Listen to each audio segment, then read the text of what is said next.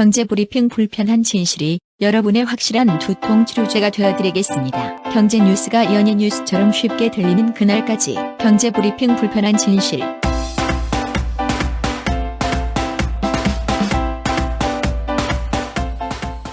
경제브리핑 불편한 진실 10월 24일 순서 시작하겠습니다. 오늘은 기쁜 날이네요. 왜 기쁜지 아세요? 모르겠는데요? 저희가 진행했던 이벤트 당첨자 발표하는 날이잖아요. 네. 저는 이 날이 제일 기쁘더라고요. 일단 여러분들이 남겨주신 사연이 너무나 재밌는 게 많았는데 그중에 몇 분 사연 읽어드리도록 하겠습니다. 인라인 아이디 쓰시는 분, 네. 저도 바쁠 땐 하루 꼬박 세워서 일하고 다음날 12시간 정도 몰아서 자는 것을 적어도 일주일에 한 번씩 자주 하는 편이라 책에서 어떤 수면 패턴을 추천하는지 꼭 알고 싶어요. 또 룸메이트가 불면증이 있어서 밤에 마리화나를 피우고 잤는데요. 그리고 괄호하시고 이렇게 써놓으셨습니다. 워싱턴주에 있어서 마리화나가 합법이라고 합니다. 오해하지 말아달라고 얘기도 남겨놓으셨는데요. 요즘엔 몸이 더 안 좋아지는 것 같다고 수면제로 바꿨는데 바람직한 일인지 궁금하기도 합니다. 이런 사연을 남겨놓으셨어요. 캘리포니아주도 합법 아니에요? 그래요? 제가 듣기로는 캘리포니아주도 합법이라고 들은 것 같아요. 그리고 인라인 아이디 쓰시는 분은 미국에 계신다고 혹시 해외 배송 가능한지 여쭤보셨잖아요. 네. 저희가 해외 배송은 안 되고요. 그렇지만 사연을 읽어드렸으니까 선물은 보내드려야 되겠죠. 당연하죠. 그래서 저희가 낸 아이디어는 리디북스라고 네. 이북 플랫폼이 있잖아요. 리디북스 가입하시고 가입했었을 때 이메일 주소를 저희한테 보내주시면 네. 리디북스에서 바로 다운받을 수 있게 그렇게 조치를 해드리도록 하겠습니다. 그렇습니다. 그렇다고 저희가 리디북스와 모종의 관계가 있냐? 절대 아니죠. 그렇죠. 민음사에서 리디북스 이북을 보내주신다고 하셨어요. 네. 다음은 베카리아라는 아이디를 쓰신 분입니다. 제가 올해 40인데 20살, 그러니까 대학생 나이죠. 법대를 가서 고시 공부하랴, 일하랴 하면서 지금까지 와버렸습니다. 몇 년 전에는 너무 심한 번아웃, 너무 아팠던 적이 있었습니다. 생각해보면 방송 내용처럼 잠을 많이 자는 게 스스로에게 너무 죄악시 되는 것 같아서가 아닐까 합니다. 최근 없던 증세도 생겼는데 자다가 새벽 1~2시쯤 깨서 날밤 새는 날이 늘었습니다. 큰일이네요. 수면혁명을 보고 제 수면 습관 다시 한번 점검하고 싶습니다. 이렇게 적어주셨습니다. 팟8303님, 일을 하다가 커피를 많이 마시다 보니 물처럼 7잔까지 마시는 일이 많아요. 그 이유 때문인지 잠을 자도 피곤이 안 풀린 것 같고요. 이후에 커피를 2잔으로 줄였더니 괜찮은 것 같아요. 방송에서 숙면이 중요하다고 말씀하신 거 동의합니다. 책을 읽으며 숙면하는 방법을 배울 수 있길 기대합니다. 경불치는 제가 제일 열심히 듣는 팟캐스트 중에 하나예요. 예전에 광고가 나오면 건너뛰기를 했지만 한 달 수입이 얼마다 두 PD가 얘기하는 걸 듣고 거부감 없이 광고도 잘 듣고 있습니다. 자본주의를 구하라는 책도 샀고요. 이런 말씀을 남겨놓으셨네요. 네. 이분은 뽑는 사람의 입장을 정말 잘 아시는 것 같아. 그러니까 안 뽑을 수 없게 사연을 남겨주셨군요. 그 외에도요. 아이디가 길이다. 에이프릴 팍 닐리리아 폭시 해적단 자전거 풍경 친구 3기 피노키오 486 규나 프레이저 그 다음에 이건 뭐예요? 타이거예요? 타이거인데 R과 E가 위치만 좀 달라졌네요. 그렇죠. 이렇게 해서 총 13분. 원래 우리가 10분을 뽑기로 했었잖아요. 그랬었죠. 네, 3분은 너무 또 좋은 글을 적어주셔서 저희가 자비로 책을 보내드릴 예정입니다. 그렇죠. 저희가 없는 돈 탈탈 털어서 광고에서 나오는 돈 조금 보태가지고 보내드릴 거니까요. 여러분들이 꼭 해주셔야 할 일이 있죠. 그렇습니다. 저희 뉴스백 이메일로 개인사항을 좀 적어주셔야죠. newsback@newsback.co.kr 뉴스백 철자는요. NEWSBAG입니다. 가방이죠. 이쪽으로 보내주시면 되고요. 본명 그리고 아이디, 핸드폰 번호 그리고 받으실 주소 이렇게만 적어주시면 됩니다. 그리고 사연을 남겼는데 요번에 이 PD 박 PD가 왜 안 뽑아줬지 이렇게 화나시는 분들도 계실 것 같아요. 그런 분들을 위해서 저희가 또 이벤트를 마련했죠. 그렇습니다. 출판사에서 책을 보내주실 수 있는 게 한계가 있잖아요. 이분들도 장사를 하셔야 되기 때문에. 그런데 다른 출판사에서 또 저희 애청자분들께 선물을 드릴 수 있다고 연락이 왔습니다. 주인공은 김영사예요. 김영사에서 최근에 스프린트란 책이 나왔어요. 그래서 이 스프린트라는 책도 10분에게 책을 보내드리려고 합니다. 방식은 민음사의 수면혁명이랑 똑같습니다. 이 책을 읽고 싶은, 스프린트를 읽고 싶은 이유를 간단하게 저희 팟빵 게시판에 올려주시면 되고요. 또 참고로 책들로 안 봤는데 무슨 내용인지 어떻게 알고 그런 사연을 적냐? 오늘 저희가 하는 섹션 내용 자세히 들으시면 충분히 답이 될 것 같습니다. 브리핑이 끝나고 저희 월요일 본방송에서 이 스프린트에 대한 자세한 얘기 전해드릴 테니까요. 브리핑 들으시고 또 들어주시면 됩니다.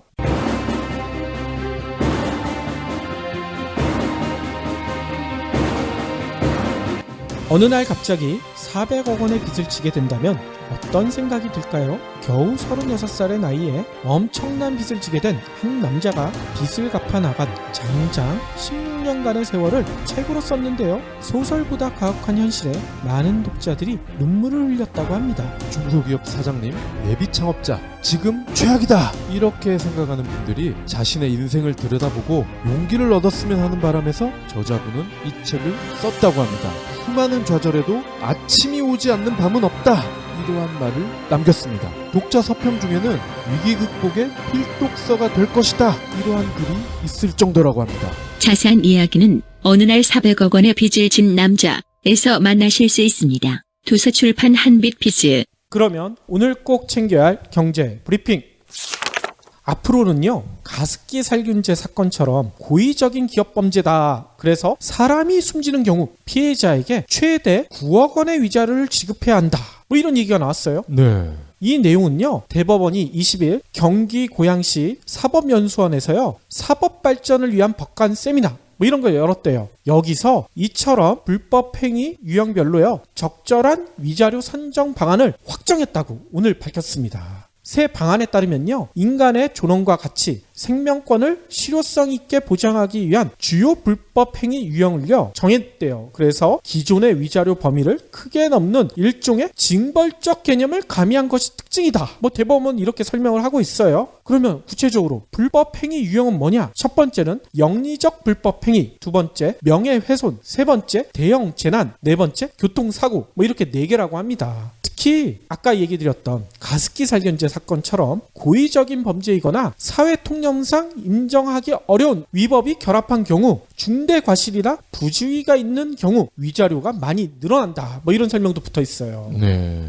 특히 영리적 불법 행위에는요, 아까 말씀드린 것처럼 최대 9억 원의 위자료를 책정할 수 있다. 그러면 영리적 불법 행위가 구체적으로 뭐냐? 사업자가 재화 용역의 제조, 유통, 판매, 공급 과정에서요, 불법 행위로 불특정 또는 다수의 소비자나 일반인을 사망케 한 경우다. 뭐 이렇게 설명하네요. 네. 가습기 살균제 사건이 가장 대표적인 거겠죠. 아니 근데 이게 최대가 9억이잖아. 그러니까 그럼 9억까지만 배팅을 하면 된다. 오히려 여지를 만들어줄 수도 있을 것 같다는 생각이 들어요. 그러니까요. 최소 얼마 이상이 아니라 최대 9억. 이게 너무 이상해. 그러게 말입니다. 그러니까 네티즌들이 댓글로 이렇게 성토하네요. 9억? 크크크크. 기업들이 쾌재 부르겠네. 수백 수천억 이익 내고 9억으로 막는다? 누가 안 하겠어? 그 징벌적 배상주의의 개념을 우리나라는 참 이상하게 해석을 하네요. 다음 소식입니다. 아이폰 7 소식 궁금해하실 분들 많을 텐데요. 출시 나흘 만에 20만 대가 팔렸대요. 20만 대예요? 네. 이달 안에는요 30만 대가 무난하다 이런 전망이 나오고 있습니다. 우와. 14일부터 20일까지 예약 판매를 진행을 했잖아요. 약 30만 명이 몰렸다고 합니다. 실제로 21일 이 출시를 기점으로 우선 개통 물량분을 포함하면요 24일까지 최소 20만 대 이상이 실제로 개통이 됐다는 거죠. 아이폰 7 예약 구입자들의 개통은 25일경에는 대부분 마무리될 전망입니다. 업계 관계자의 설명을 들어보면요, 아이폰 7이 전작보다 물량 공급이 원활하고 개통과 판매도 순항하고 있다. 이달까지 30만 대는 무난히 달성할 것 같다. 다만 제트 블랙 색상은 이번 주에 계약해도 운이 나쁘면 연말에나 받을 수도 있다. 그만큼 인기가 많다는 거죠.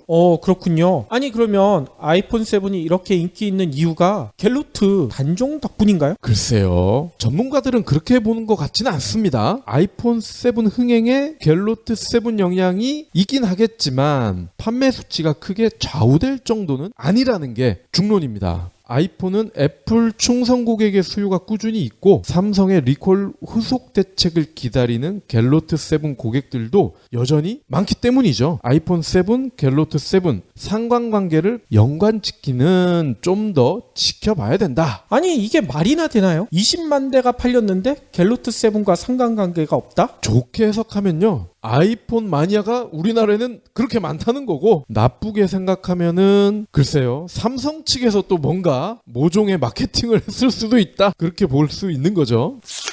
다음 소식으로는요, 좀 황당한 뉴스를 전해드려야 될 것 같아요. 뭔 내용이냐면요, 취업을 앞둔 대학생들의 대기업 선호도, 희망 연봉 수준 이런 게 모두 다 낮아진 것으로 나타났다. 뭐 이런 자료가 있대요. 어디서 조사했나 봤더니만 요즘 가장 큰 문제를 일으키고 있는 단체가 있죠. 정경련. 네. 정경련에서 발표한 자료인데요. 전국 대학 4학년생 3,461명을 대상으로요. 올해 취업 인식도를 조사를 했대요. 그 결과 올해 취업 시장이 지난해보다 어렵다는 응답이 52.6%, 절반을 넘어갔죠. 반면 쉽다는 응답은 2.6%에 불과했다.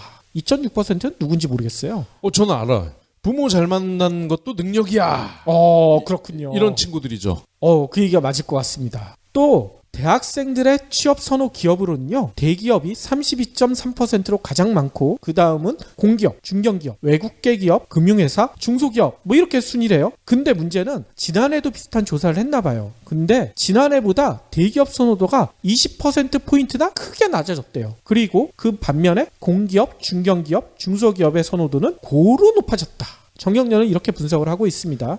대기업이 낮아졌다고요? 좀 의외죠? 또 대학생들의 희망 연봉은요 3,464만 원이래요. 이는 지난해 우리나라 근로자층 가운데 연봉 상위 32.8%에 해당하는 수준이다. 너무 높게 불렀다는 얘기인 거죠, 한마디로. 네. 또 지난해 같은 조사에서 대학생들의 희망 연봉은 3,698만 원인데 이때에 비해서는 230만 원 정도 낮아졌다. 그래서 이 상황에 대해서 정경련에서는 대학생들의 취업 선호 기업에서 보수와 대우가 상대적으로 좋은 대기업 비중은 낮아진 대신 중견, 중소기업 비중은 높아지고 희망 연봉 수준 낮아진 것은 취업난이 갈수록 심해지면서 대학생들이 스스로 취업 눈높이를 낮추고 있음을 보여준다. 뭐 이렇게 설명을 해요. 근데 생각해보세요. 대학생들이 스스로 취업 눈높이를 낮췄겠습니까? 지네들이 낮춘 거겠지, 기업들이. 그렇죠. 기업들이 낮춰놓은 거고 이렇게 조사로서도 취업 눈높이가 낮아지고 있으니 눈 높은 대학생들 니네들도 눈높이 낮춰라. 이 얘기를 하고 싶은 게 아닌가 의심이 들어요. 네, 분위기 잡는 거죠.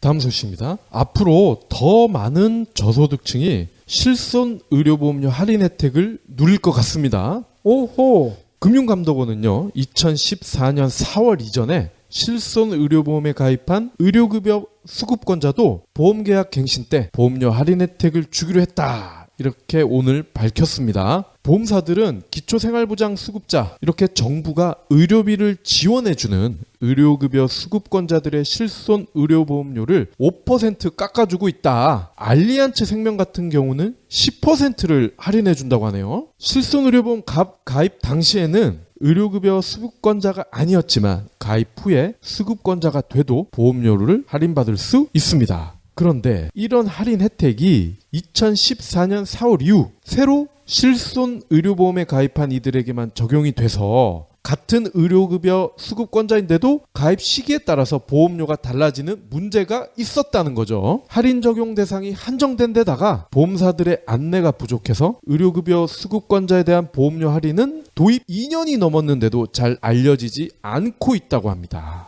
아, 그렇군요. 아니 근데 우리나라에 의료급여 수급권자가 저는 상당히 많은 걸로 알고 있거든요. 2014년 기준으로요 148만 명이네요. 그러나 작년 의료급여 수급권자 할인이 적용된 실손 의료보험 계약은 고작 4,643. 이게 몇 프로입니까? 이거 1%도 안 되네. 그러니까요. 이 실손보험에 가입한다는 것 자체가 이게 어느 정도 여유가 있는 분들이 가능한 얘기 아니겠어요? 근데 의료급여 수급권자가 실손보험에 가입한다? 이게 상식적으로 좀 이해가 안 되는 것 같아요. 네. 정부에서는 말로는 의료급여 수급권자들 도와주겠다고 하고 있지만 실효성은 전혀 없는 그런 제도가 아닌가 이런 생각이 들거든요. 이거를 자동차로 비유를 들면은 더 이해가 빠르실 것 같습니다. 그러니까 기초생활보호자 이런 분들 있잖아요. 이분들에게 제네시스를 사면 1,000만 원 할인해 줍니다. 뭐 이런 거 아닙니까? 그러니까 말입니다. 하나마나한 그런 법이죠. 오늘 외신에서요. 진짜 놀라운 소식을 들었는데요. 중국에서 50억 이상 투자하는 큰손 몇 명이나 있을까요? 큰 손이요? 뭐 10,000명 단위는 되겠죠, 설마. 저는 기껏해야 아무리 중국이 인구가 많더라도 한 1,000명 정도를 생각했는데 역시 박 PD는 저보다 통이 크네요. 근데 박 PD가 예상한 것보다 더 많아요. 얼마냐면 17,000명이나 된다고 합니다.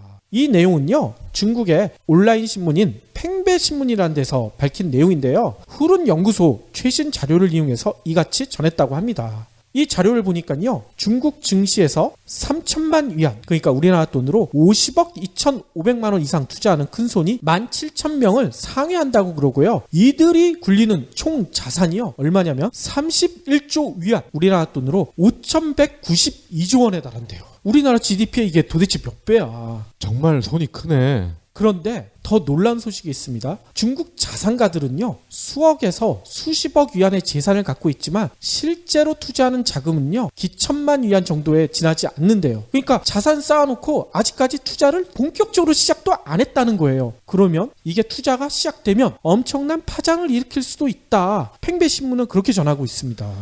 이거 자산 꼽을 치는 거는 우리나라 대기업이랑 똑같네.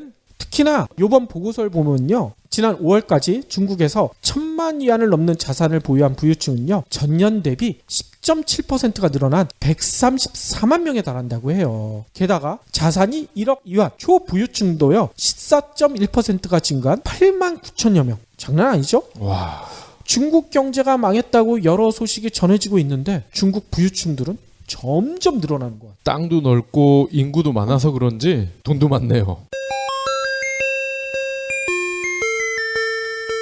이번 강의는 영향력에 관한 것입니다. 상위 업체의 영향력이라고 해야겠죠. 지난 10년 동안 웹사이트 수는 폭발적으로 늘었습니다. 근데 페이지 뷰는 이번보다 훨씬 집중되고 있습니다. 2001년 미국 전체 페이지 뷰 상위 10위 사이트가 31%를 차지했는데 2010년 들어서는 75%로 늘었습니다. 구글, 페이스북, 아마존은 단순한 IT 기업이나 쇼핑몰이 아닌 거죠. 심지어 아마존 CEO 제프 베조스는 유력 일간지 워싱턴 포스트를 인수했습니다. 요즘 농부들은 파종할 때마다 씨앗을 새로 사야 합니다. 씨앗이 자라서 열매나 곡식이 되고 거기서 다시 씨앗이 나오는 건데 어찌 된 걸까요? 글로벌 생물공학 기업 몬산토는 제초제를 뿌려도 작물이 죽지 않는 씨앗을 팝니다. 농부에겐 시간과 비용을 줄일 수 있어 획기적이죠. 다만 유전자 변형 씨앗이기 때문에 재생산이 안 됩니다. 결국 농부는 영원히 몬산토 씨앗을 사야 합니다. 더 큰 문제는 씨앗값이 해마다 크게 오른다는 겁니다. 위기에 빠진 자본주의, 다행히 우리가 구할 수 있습니다. 부유한 노예, 슈퍼 자본주의의 저자 로버트 라이시가 신간 자본주의를 구하라에서 해법을 공개합니다. 상위 1%의 독주를 멈추게 하는 법, 자본주의를 구하라. 도서출판 김영사. 그러면 아까 오프닝 시간에 예고드린 대로 저희가 스프린트 얘기를 본격적으로 시작하도록 하겠습니다. 일단 우버, 페이스북, 에어비앤비, 블루보틀 커피, 슬랙, 세비오크, 그리고 지메일과 크롬, 이들 기업의 공통점은 뭘까요? 잘 나가는 기업. 그거야 당연한 거고요. 블루보틀 커피랑 슬랙, 세비오크는 좀 낯설 수도 있는데요. 이 블루보틀 커피는 미국에서 요즘 잘 나가는 커피 전문 브랜드거든요. 그렇군요. 그러니까 현지에 있는 분들의 말을 들어보면요, 스타벅스와 같은 그런 엄청난 브랜드 파워를 가지고 있다고 합니다. 그리고 슬랙은 우리나라의 잔디 있잖아요. 기업용 메신저. 그거의 미국 버전이고요. 세비오크는 로봇 제조회사입니다. 뭐 지메일, 크롬은 다들 아실 거고요. 근데 이들의 공통점은 뭘까요? 라는 질문을 드렸죠. 그리고 혁신적이고 효율적인 프로젝트 수행법인 스프린트. 이 스프린트는 기획부터 실행까지 단 5일이면 충분하다. 이게 요즘 실리콘밸리에서 널리 회자되고 있는 말이라고 합니다. 아, 그러면 아까 얘기했던 우버나 페이스북, 세비오크 이런 회사들이 스프린트를 통해서 잘 나가는 기업이 됐다, 이 얘기를 하고 싶으신 건가요? 맞습니다. 그러니까 스프린트는 혁신적이고 효율적인 프로젝트 수행법이다. 요것만 알고 계시면은 방송을 들으시는데 큰 어려움은 없을 것 같습니다. 근데 이거를 단 5일에 끝낸다는 거죠. 도대체 누가 무슨 짓을 어떻게 하길래 이걸 5일 만에 할 수 있을까? 그리고 5일 만에 했더니 우버, 페이스북, 에어비앤비와 같은 엄청난 성과를 냈다. 이게 핵심인 거죠. 보통 우리가 회의를 한다 그러면은 가장 많이 쓰는 방식 중에 하나가 브레인스토밍 아닙니까? 그렇죠. 이 브레인스토밍은 그거죠. 아무나 아이디어를 내서 이거를 같이 떠들고 좋네, 나쁘네, 이거 아닙니까? 서로 경쟁적이듯이 막 아이디어를 마구잡이로 내는 거죠. 그런데 이거를 몇 시간 동안 하다 보면은 아이디어가 한 무더기 쌓입니다. 그리고 참여자들이 뿌듯함을 느껴요, 이상하게. 근데 이 책의 저자가 이런 얘기를 합니다. 어느 날 브레인스토밍을 참 재밌게 하고 있는데 한 엔지니어가 이런 질문을 했다는 겁니다. 브레인스토밍이 효과가 있다는 걸 어떻게 아냐? 그러게 말이에요. 이 말을 듣고 선뜻 대답을 할 수가 없었다고 합니다. 따지고 보니까 실제로 구현에 들어가서 성공을 거둔 아이디어들은 공통점이 있었다는 거야. 브레인스토밍에서 나오지 않았다는 거예요. 그러니까 예를 들면은 샤워를 하다가, 아니면 운전을 하다가, 아니면 큰 일을 볼 때 힘을 주다가, 그럴 때 생각이 나왔다는 겁니다. 아하. 이 스프린트의 핵심은 그거죠. 월요일에는 뭐라고, 화요일에는 뭐라고, 수요일에는 뭐라고, 그리고 금요일에 고객과 인터뷰를 해서 피드백까지 확인을 하는 거거든요. 월요일에는 뭘 하냐? 전체적인 지도를 그린다고 합니다. 지도를 그려요? 예. 화요일에는 아이디어를 스케치를 한다고 그래요. 실제로 그림을 막 그린대, 이렇게 스케치를 해가지고. 그리고 수요일은요, 가장 좋은 솔루션을 결정을 한다고 합니다. 목요일에는 실제 프로토타입을 만듭니다. 그래서 금요일에는 고객을 만나서 인터뷰도 하고 피드백까지 확인을 하는 건데, 프로토타입을 제작을 하고 고객과 함께 테스트를 하는 이 중요한 문제들에 대한 답을 찾는 5일짜리의 과정, 이게 바로 스프린트의 핵심인데, 놀라운 거는요, 이게 실리콘밸리에서만 써먹는 방법이 아니라는 겁니다. 그러면 어디서 써먹어요?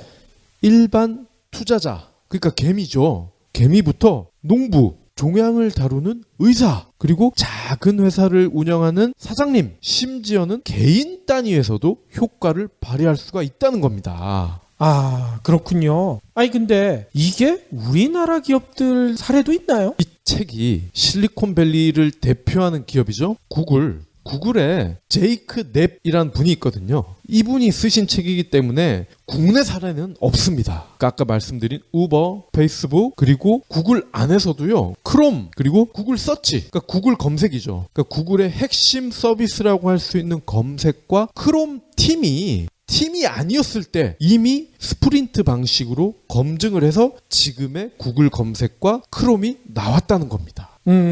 그렇군요. 우리나라에서도 이게 제대로 작동을 하려면 진짜 수평적인 기업 문화가 갖춰져야 될 것 같은데, 국내 기업 중에서는 그런 이 스프린트를 활용할 만한 여건이 만들어진 기업이 많지는 않을 것 같아요. 예. 그러니까 이피디님이 이런 말씀을 하시는 이유가, 이 스프린트는요, 일종의 태스크포스죠. 근데 우리나라도 태스크포스 다 있잖아요. 야, TF팀 회의실로 모여. 그게 다른 겁니다. 이 책에서 나오는 TF팀은요, 아예 무인도로 들어가 버려. 그렇죠. 그러니까 완전 무인도는 아니고요, 회사와 격리가 된 호텔이나 아니면 오피스텔 같은 거를 5일 동안 빌리는 겁니다. 그래서 이 TF 팀원들은 5일 동안은요, 여기서 같이 사는 거야. 밥도 같이 먹고 잠은 같이 자는지 모르겠으나 어쨌건 5일 동안은 틀어박혀서 삽니다. 우리나라에서 이거 이렇게 비슷하게 하는 데가 딱 하나 있잖아. 수능시험 출제위원들.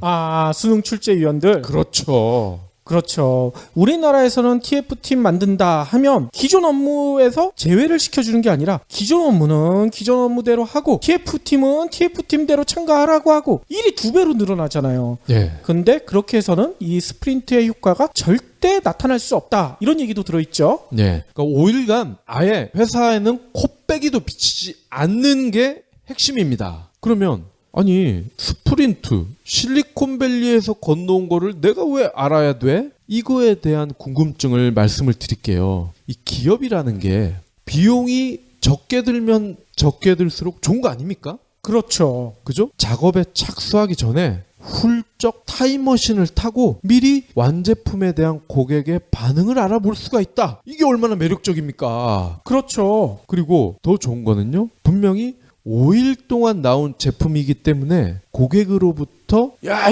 이런 엉터리를 왜 만들었어? 나쁜 소리를 들을 수도 있을 겁니다. 그런데 이렇게 실패를 했을 때도 투자 대비 효과가 높다는 거야.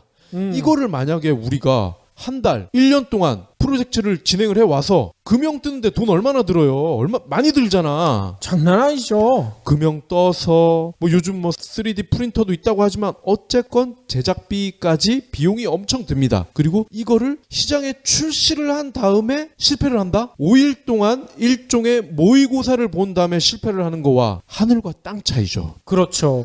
5일이라는 짧은 기간이기 때문에 혹시 실패하더라도 부담이 없다. 이 얘기인 거군요. 그렇습니다. 5일간의 작업으로 치명적인 결함도 발견을 할 수가 있고 운이 좋아서 성공을 한다면은 성공을 한 배경 그리고 그 프로토타입 제품에 대한 장점 이런 것들을 더욱 도드라지게 그리고 더 집중해서 본격적인 작업을 할 수가 있다는 거죠. 그리고 이 스프린트는 아까 개인 단에서도 유용하다고 말씀을 드렸잖아요. 그러니까 저희와 같은 이런 작은 회사에서 충분히 이거를 가동을 할 수가 있는 겁니다. 오호. 그러니까 예를 들어서 저희는 지금 한국어로만 방송을 하고 있잖아요. 그런데 누가 그러는 거야. 앞으로는 중국 시장에 염두를 좀 둬야지. 중국말을 배워서 두 PD들도 방송을 하면 잘 될 것 같은데? 이런 조언을 했다고 치자고요. 그럼 우리는 어떻게 해야 됩니까? 5일 동안 중국어 배워야 되는 거예요? 그러니까 저희가 프로토타입에 중국어를 할 수 있는 5일 동안의 PD들을 채용을 하는 거죠. 그러면 이분들이 중국어 방송을 월요일부터 목요일까지 구성, 기획, 결과물을 만들어 놓고 금요일에는요. 저희가 지금 이렇게 녹음을 하고 있는 회의실에 애청자 역할을 할 수 있는 2분 정도를 모시는 거죠. 어허. 물론 중국어를 들을 수가 있어야겠죠? 그리고 여기 가산 디지털 단지는 쇼핑몰이 많잖아. 중국 관광객들도 많거든요. 그분들 일당을 줘가지고 들어보세요 하고 여기 앉히는 겁니다. 그러면 샬라샬라샬라 쉐쉐 하면은 그분들이 뭔가 반응을 보이겠죠. 야 이거는 우리는 관심 없는데 불편한 진실? 중국은 이게 굉장히 편한 진실인데? 그래서 야 이거는 안 하니만 못하다. 그러면 저희는 중국어 방송을 안 하는 게 이익이 된다는 거죠. 그렇군요. 그렇게 해서 우리가 들어가는 비용은 50만 원도 안 될 겁니다. 하지만 저희가 중국어를 배우고 아니면 중국어를 할 수 있는 또 다른 PD를 고용을 하고 이렇게 되면은 50만 원이 뭐예요? 500만 원 이상이 들 겁니다. 아무래도 그러겠죠. 근데 그 500만 원을 들여서 실패할 가능성이 크겠죠. 모의고사에서 이렇게 결과가 나왔으니까. 그러니까 기업이든 개인이든 스타트업이든 스프린트는 아주 유용한 모의고사 시뮬레이션 예방접종이 될 수 있다는 겁니다. 그렇군요. 핵심은 월, 화, 수, 목, 금 각 요일마다 각 공정을 확실히 끝내야 된다는 겁니다. 그래서 오늘이 월요일이잖아요. 그래서 5일간 각 요일마다 어떠한 공정을 핵심적으로 다루고 완료를 해야 되는지 그거를 설명을 드릴 텐데 이거를 5일 내내 하면 재미가 없잖아요. 그렇죠. 그래서 화, 수, 목, 금은요 저희가 클로징 부분에서 요거를 짧게 5분에서 한 7분 정도로만 요약을 드리도록 하겠습니다. 물론 이번 콘텐츠는요 김영사와 함께 저희가 공동 제작을 하는 부분이니까요 이 부분은 듣는 분들께서 좀 양해를 해 주셨으면 감사하겠습니다.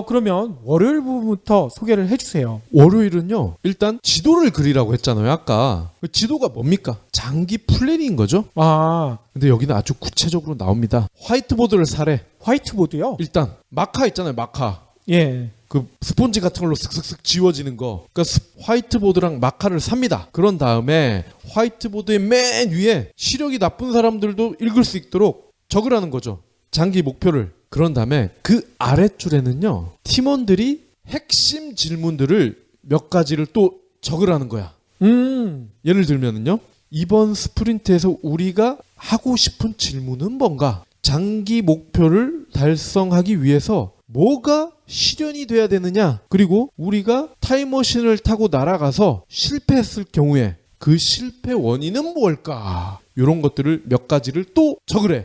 질문을 적으란 얘기인 거군요. 10개가 넘어도 상관이 없대요. 왜냐하면 월요일이 끝날 무렵에는 이 스프린트의 타깃 고객을 정해야 되거든요. 무조건 다음 날로 넘어가면 안 되기 때문에 질문이 아무리 많아도 타겟 고객을 정할 즈음에는 그 질문 중에 옥석이 가려진다는 겁니다. 아하. 그렇게 질문만 적으면 월요일 업무는 다 끝나는 건가요?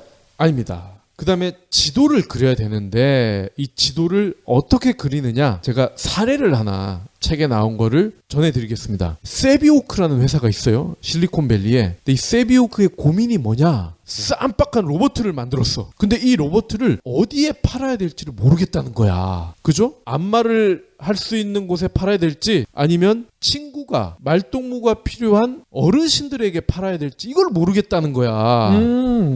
근데 이거를 일일이 다 하다 보면 돈이 엄청나게 들 거 아닙니까? 그렇죠. 각각의 고객군별로 그에 맞는 전문가들도 또 파견을 해야 되고, 그래서 스프린트를 한 건데, 이 스프린트에서 나온 거는요, 호텔입니다. 아, 호텔에서 뭐 하나요? 호텔에서, 그럼 호텔도 잡이 여러 가지잖아요. 시트를 깔아주는 분도 계시고, 음식을 배달하는 분도 계시고, 방 몇 개 드릴까요? 언제 예약해 드릴까요? 이런 안내, 예약, 접수하는 분도 필요하고요. 청소하는 분도 당연히 있어야겠죠. 그렇죠. 세비옥에서 타겟으로 설정한 거는 바로 배달입니다. 아, 룸 서비스죠. 그래서 이 세비옥에서 만든 릴레이라는 로봇이 있습니다. 릴레이. 얘를 물 배달부터 시작을 합니다. 그러면은 여기에도 이제 가상의 고객이 호텔로 들어가 있습니다. 그러면 이 가상의 고객이 프론트에 전화를 하죠. 물 좀 갖다 주세요. 그러면 이 로봇을 시켜가지고 물을 배달시킵니다. 그러면은 초인종 소리가 날 거 아닙니까? 문을 열었더니 로봇가 물을 들고 서 있네? 그러면 이 고객은 어떻게 반응하겠어요? 깜짝 놀라겠죠. 깜짝 놀라면서 문을 닫을 수도 있고, 어머 하면서 반기면서, 야, 너 정말 귀엽다. 어떻게 된 거니? 사람이 와야 되는데 왜 네가 왔니? 다양한 반응이 있겠죠. 근데 책에서는요, 대부분 긍정적인 반응이 나왔다고 합니다. 그러면서 얘가 춤도 춘대. 귀여운 동작을 막 했더니 여성 고객들은 너무 좋아한다는 거예요. 그렇죠. 그래서 그 고객 중에 한 명은, 난 앞으로 이 호텔만 올 거예요. 왜냐면 나는 이 로봇을 계속 보고 싶거든요. 그렇죠.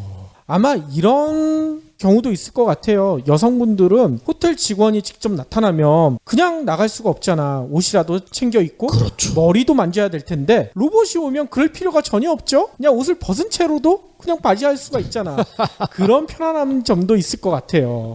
예. 그래서 지도를 이 세비오크에서는 어떻게 그렸느냐, 왼쪽에 주인공을 4개를 적습니다. 이 4 주인공은 누구냐? 고객, 프론트, 로봇, 행인. 그럼 고객은 프론트 데스크에 전화를 하겠죠. 그래서 화살표가 프론트 데스크에 전화, 이쪽 방향으로 갑니다. 그리고 맨 마지막 화살표는 배달로 가 있겠죠. 그리고 프론트 데스크는 로봇에 물을 탑재. 로봇은요, 첫 번째 화살표는 로비입니다. 그죠? 로비 다음에 화살표는 엘리베이터입니다. 엘리베이터 다음에 화살표는 복도가 되겠죠? 복도 다음에 화살표는 배달이 됩니다.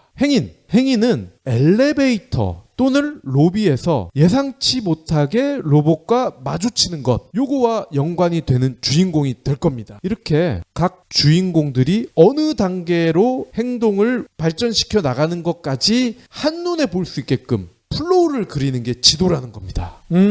이 지도를 왜 그리냐? 이거는 다양한 사람들의 질문을 아까 적는다고 했죠? 화이트보드에도 적고, 이거를 나중에 옥석을 가려야 되는데, 그럴 때 기준이 되는 역할을 한다는 겁니다. 예, 그리고 월요일에 가장 중요한 액션은 바로 타겟 고객 설정입니다. 이 타겟을 그러면 어떻게 정하느냐? 우리 회사의 가장 중요한 고객이 누굴까? 이 질문에 대한 답을 하면 되는 겁니다. 그리고요, 그 고객이 우리 회사와 함께 겪는 경험에서 가장 중요한 순간이 언제냐?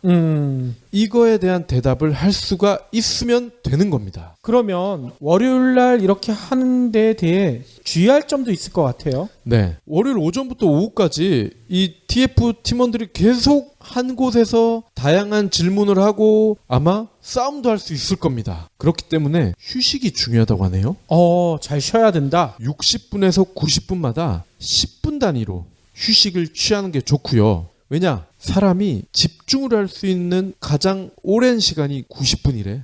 60분이 가장 좋고. 그렇죠. 예. 그리고요, 점심을 1시에 먹으래. 그래야 식당이 붐비는 시간을 피할 수가 있고요. 하루가 깔끔하게 두 부분으로 나누는 효과가 있대요. 1시에 밥을 먹으면. 오전 10시부터 오후 1시까지 3시간이죠? 3시간 일한 다음에 1시간 정도 밥을 먹으면 2시가 되잖아요. 그럼 2시부터 5시까지 또 3시간. 그러니까 오전, 오후 각각 3시간씩 일을 할 수가 있답니다. 이 스프린트식으로 일을 하려면 오전 10시에 출근해서 오후 5시에 퇴근하는 이런 걸 권하고 있죠. 그렇습니다. 그리고요, 결정을 질질 끌면은 기운이 빠진다. 그러니까 정해진 시간에 퇴근을 못하게 됩니다. 그러니까 결정이 늦어지거나 분명한 결정이 내려지지 않는다. 이럴 때는 반드시 결정권자에게 도움을 청해야 된다고 합니다. 결정권자는 당연히 오너이거나 뭐 대표님이거나 본부장이거나 이런 분들이겠죠. 그러면 월요일 이제 본격적으로 스프린트를 시작을 했는데 화요일 날은 내일 얘기해 주실 거죠? 당연하죠. 그러면 내일 시간도 기대해 보겠습니다. 혹시 기부해보신 적 있나요? 이런 질문을 하면 나 먹고 살 것도 없는데 기부는 무슨? 기부는 션, 정혜영, 김장훈이나 하는 거 아니야? 라고 하시는 분들이 많습니다. 하지만 기부는 돈 많은 연예인의 전유물이 아닙니다. 무료 기부 사이트 위시플렉스에 접속하면 누구나 기부천사가 될 수 있습니다. 어떻게 가능하냐고요? 위시플렉스의 나만의 위시에서 매주 마음에 드는 신상 10개만 고르면 됩니다. 물론 사는 것이 아니라 찜만 하는 겁니다. 그러면 기부머니 500원이 매주 생기죠. 이 기부머니를 경제브리핑, 불편한 진실 같은 프로젝트에 후원할 수 있습니다. 참 쉽죠? 보너스도 있습니다. 매주 추첨을 통해 골라놓은 신상을 최대 90% 할인된 가격으로 살 수 있는 기회도 제공합니다. 기부도 하고 신상도 챙기고 그야말로 꽉 먹고 알 먹고입니다. 이래도 기부는 나와 상관없는 딴 나라 이야기라고 하실 건가요? 당장 위시플렉스에 접속해 자랑스러운 기부천사의 이름을 올리세요. 마지막으로는요, 월요일이니까 일주일 내내 여러분들이 가슴에 한번 새길 만한 컨텐츠를 함께 할까 하는데요. 제목이 이렇게 돼 있습니다. 남편이 자주 아내에게 져주는 이유는. 그래서 이 글을 들으시면 진짜 감동적인데 누가 썼는가 상당히 궁금하실 거예요. 근데 인터넷에 올라온 글이라 누가 썼는지 저자를 저는 발견을 못했어요. 혹시 아시는 분 있으시면 알려주시면 좋을 것 같고요. 한번 내용을 지금부터 읽어보겠습니다. 어느 날 아내가 남편한테 물었다. 여보, 내가 잘못한 거 알면서 왜 자꾸 나한테 져줍니까? 그러자 남편은 이렇게 대답했대요. 당신은 내 사람이요. 내가 당신과 싸워 이겨서 뭐 하겠소? 내가 당신과 싸워 이기면 당신을 잃는 것이고 당신을 잃으면 진 것과 마찬가지요. 감동적이죠? 해설이 이렇게 붙어 있습니다. 그렇다. 남자들은 사장님과 싸워서 이기면 한 차례 직장을 잃고 고객과 싸워서 이기면 한 차례 돈 벌 기회를 잃겠지만 아내와 싸워서 이기면 사람을 잃고 자식도 외롭게 한다. 아내들은 당신이 출장 갔을 때 선물을 요구한다. 그것은 당신의 그리움을 요구하는 것이고 아내들은 생일날이면 선물을 요구한다. 그것은 당신의 마음을 요구하는 것이고 아내들은 날마다 포옹을 요구한다. 그것은 당신의 따뜻함을 요구하는 것이고 아내가 당신과 싸우려는 것은 당신의 포용을 요구하는 것이다. 아내가 남편한테 요구하는 건 당신의 사랑이지 돈이 아니다. 그래서 행복이 저축통장의 금액이 아니라 당신 얼굴에 즐거움 웃음이고 그래서 행복이란 얼마나 좋은 걸 먹느냐가 아니고 얼마나 건강하냐에 있다고 한다. 그래서 남자들에게 행복이란 얼마나 이쁜 여자하고 사는가가 아니라 여자가 얼마나 이쁘게 웃느냐라고 한다. 그러면서 마지막에 이런 얘기까지 붙여놓으셨네요. 기억하라. 도리를 가지고 이기려는 것은 남자의 수양이고 도리를 가지고 져주는 것은 남자의 도량이다. 다른 사람은 아니더라도 아내한테만은 도량 있는 남자가 되라. 그래서 난 늘 져준다. 뭐 되게 도덕적인 내용을 써주셨는데 아내가 남편한테 요구하는 건 당신의 사랑이지 돈이 아니다. 저는 이 부분은 공감이 안 됩니다. 그러신가요? 아무튼 여기에는 남편이 아내한테 져주는 이유라고 돼 있잖아요. 네. 저는 이걸 바꿔도 말이 될 것 같아요. 아내가 남편한테 져주는 이유. 그래도 말이 되잖아요. 아니 근데 서로 져주는 것도 물론 좋지만 그냥 비기면 안 되나요? 그렇죠. 서로 져주다 보면 이기는 사람이 없을 거 아니에요. 비기는 거죠. 박 PD는 그러면 재수 씨한테 늘 져주시나요? 저희는 싸움을 안 합니다. 그러니까 늘 져주는 거 맞네요. 뭐 어차피 비기거나 서로 져줄 거 뭐하러 해? 아예 안 하는 게 낫지. 그게 가장 현명한 것 같네요.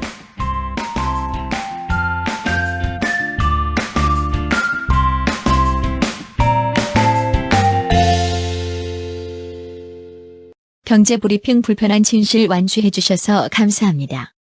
하트 투척, 댓글 남기기, 계좌 후원 등 다양한 방법으로 힘을 보태주세요. 계좌 정보는 경제브리핑 팟빵 공지 코너에 있습니다.